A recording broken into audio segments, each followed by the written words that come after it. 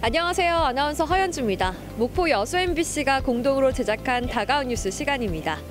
이번 주는 전남이 동계 전지 훈련을 하러 온 선수들로 북적이고 있다는 소식과 고은군이 제주도 프로젝트를 추진하고 있다는 소식 준비했습니다. 함께 보시죠.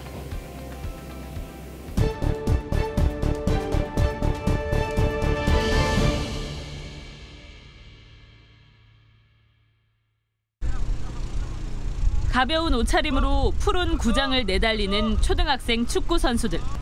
수도권은 물론 강원과 대구 등 전국 곳곳의 우수 축구팀들이 동계 전지훈련을 위해 장흥을 찾았습니다.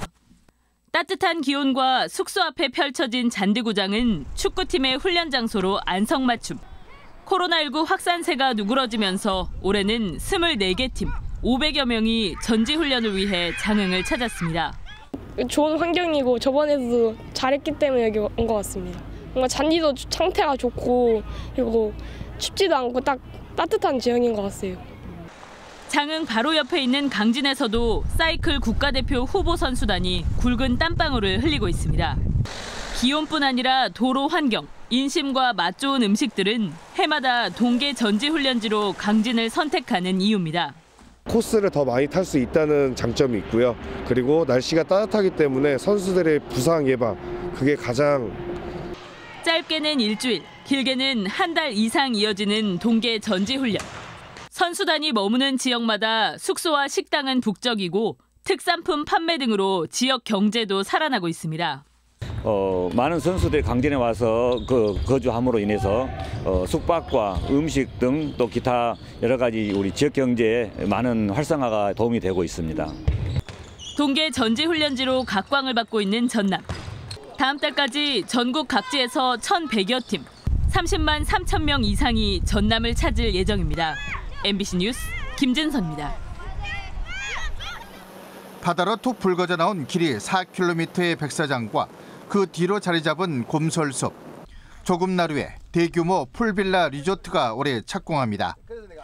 광주의 한 관광개발 전문기업이 1,500억 원을 투자해 400여 실 규모의 객실과 수영장, 반려동물 전용 객실 등을 갖춘 휴양시설을 지을 계획입니다. 조금 나루 일대가 인근 올길 탄도와 연결돼 관광 명소로 거듭날 것으로 기대됩니다. 전 객실 사계절 색깔이 다른 아름다운 노을을 볼 수 있는 바다 조망권을 가지고 있으며 아름다운 인근 섬과 연계한 관광 프로그램을 준비하였으며 국내 최고의 일몰 명소로 꼽히는 도리포에도 관광 휴양단지가 올해부터 조성됩니다. 400실이 넘는 호텔과 풀빌라, 수영장, 스포츠 레저 시설에 1,600억 원의 투자가 예정돼 있습니다. 인근 황토갯벌랜드, 칠산대교와 연계해 관광객 유치 효과가 클 것으로 보입니다. 무안골프장에도 대규모 리조트가 들어섭니다.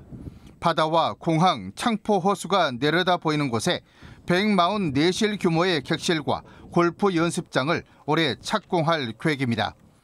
이들 호텔, 리조트 3곳 모두 오는 2025년 완공될 예정입니다. 앞으로 이런 대단위 숙박시설이 들어서게 되면 우리 지역은 스치는 관광이 아닌 체류 관광객 유입으로 지역 경제 활성화에 크게 기여할 것으로 기대됩니다. 호남의 첫 줄인 영산강, 청정 바다와 드넓은 갯벌, 공항과 고속도로 KTX까지 부족함 없는 관광 인프라를 품은 무안이 새로운 관광 시대를 열고 있습니다. MBC 뉴스 문현철입니다.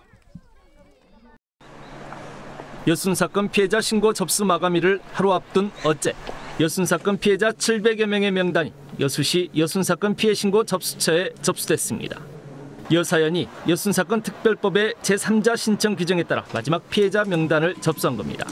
당시 20대였기 때문에 자식이었거나 아니면 있어도 몰라서 신청을 할 수 없는 경우들이 많았습니다. 그래서 그분들을 저희가 20여 년 동안 조사해온 명단과 기신청된 명단을 비교 분석을 해가지고 빠진 분들을 이렇게 찾아내서 약 900여 명을 찾아내서 오늘 신청을 하게 된 겁니다.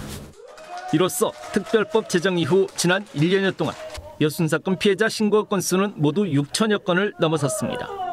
여순 사건 특별법이 제정 시행된 이후 지난 1년 동안의 가장 큰 성과입니다. 지난 1년 동안 확인이 어려웠던 피해자들에 대한 군사 재판 기록과 수용자 기록 등 공적 자료들이 다수 확인된 점도 주목할 만한 성과입니다. 여순 사건 특별법은 시행 이후 지난 1년여 동안 여순 희생자 가족들의 가슴속 깊은 상처를 치유하고 극복하는 데 큰 역할을 했다는 점도 성과로 꼽힙니다. 그동안에 좀 트라우마에 이제 갇혀 있던 사람이라든지 우리가 소위 이제 레드 컴플렉스라고 얘기하는 옛날에 이제 연좌제라든지 뭐 이런 것 때문에 상당히 깊이 했던 그런 분위기가 조금 좀 반전된 부분은 없지 않아 있는 것 같습니다. 이 같은 성과들 속에도 앞으로 풀어나가야 할 과제는 적지 않습니다. 현재 위원회가 접수받은 사건에 대한 심의 결정건은 150여 건에 불과해 진행이 더디다는 점입니다.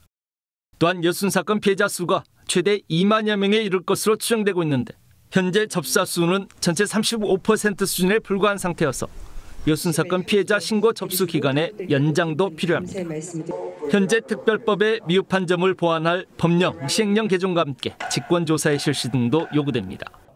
이 밖에 각종 여순 사건 관련 사업을 추진하는 데 있어 지역별로 미묘한 입장차를 보이고 있는 점도 개선돼야 할 대목입니다. 여순 사건 특별법 시행 1년.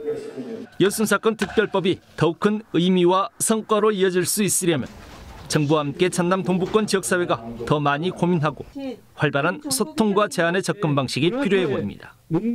MBC 뉴스 김주입니다.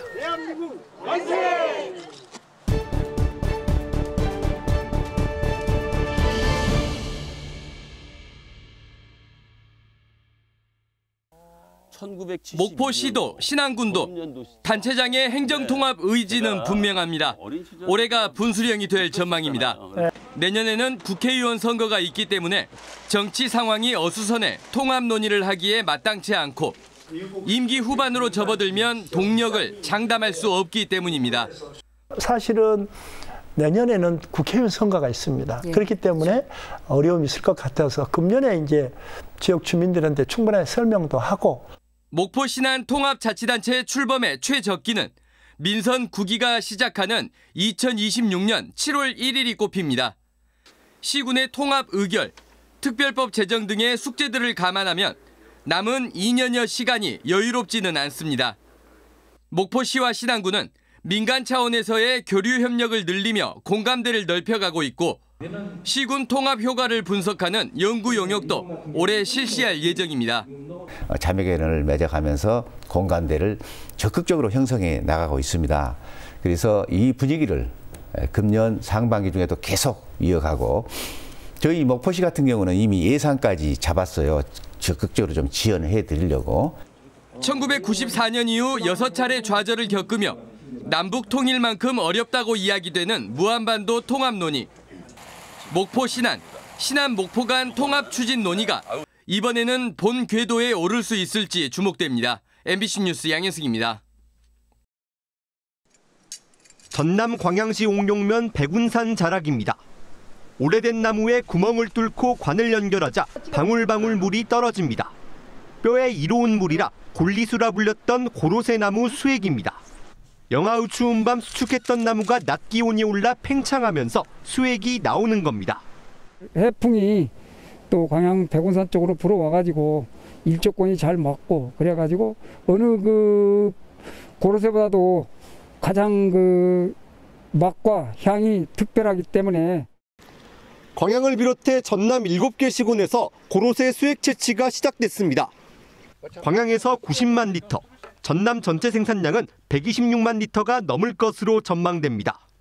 고로쇠 수액은 봄의 선물로 알려질 만큼 개구리가 겨울잠에서 깬다는 경칩을 전후로 본격적인 채취가 이뤄졌습니다.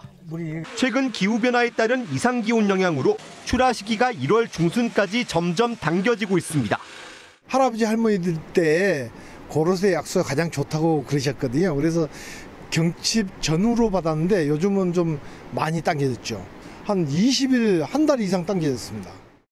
올해는 설 명절까지 빨라서 지난 17일부터 출하와 판매가 이루어지고 있습니다. 18리터 대용량 통에 담아 팔았던 이전과 달리 0.5리터들이 소포장도 출시돼 선물용으로 인기가 좋습니다. 판매는 나오는 대로 전량 다 판매되고 있습니다.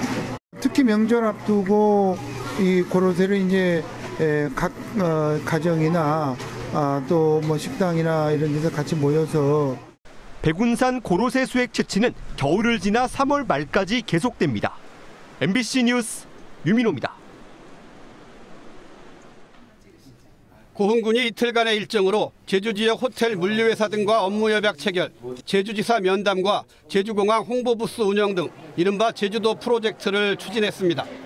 지난해 고흥 지역에 대한 다양한 투자 유치와 개발 계획을 가시화한 데 이어 이제는 본격적으로 지역경제 활성화 대책을 현실화하기 위한 시도입니다. 고흥군은 공영민 군수가 공직에 있으면서 특별한 인연이 있는 제주를 첫 교류 대상 지역으로 선정한 겁니다. 주요 관심사는 관광과 물류 분야입니다.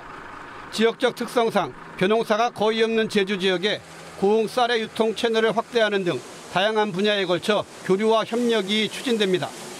제주는 우리 고흥하고 아주 교류 협력할 거리들이 많습니다. 예를 들면 우리 고흥이 제주와 가장 가깝다, 육지가.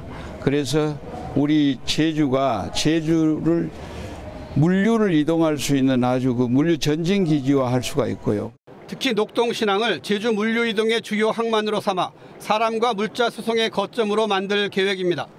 또 섬 투어와 백길 관광 등 연계 관광 상품 개발과 문화, 예술, 체육, 교류단 상호 방문도 검토하고 있습니다. 역사적으로도 고흥을 통해서 이제 한반도에 여러 가지 교류가 이렇게 돼 있었기 때문에 그 부분에 대한 교류의 역사도 한번 우리가 이런 기관에서 한번 더 체크해보고 확인하는 작업도 의미 있지 않을까 싶습니다. 고흥군은 이번 제주도 프로젝트에 이어 강원도 춘천시와도 다양한 교류 행사를 계획하고 있고 장기적으로는 경남 진주시, 사천시와도 비슷한 방식의 교류와 협력을 모색하고 있습니다. 지방화 시대 지자체 간의 협력 거버넌스가 10년 후 인구 10만 기반 구축이라는 민선 8기 고흥 비전 달성으로 이어질 수 있을지 주목됩니다. MBC 뉴스 최우식입니다.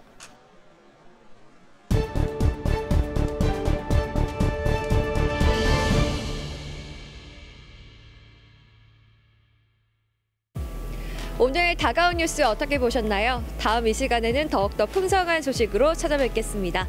많은 관심 바랍니다. 고맙습니다.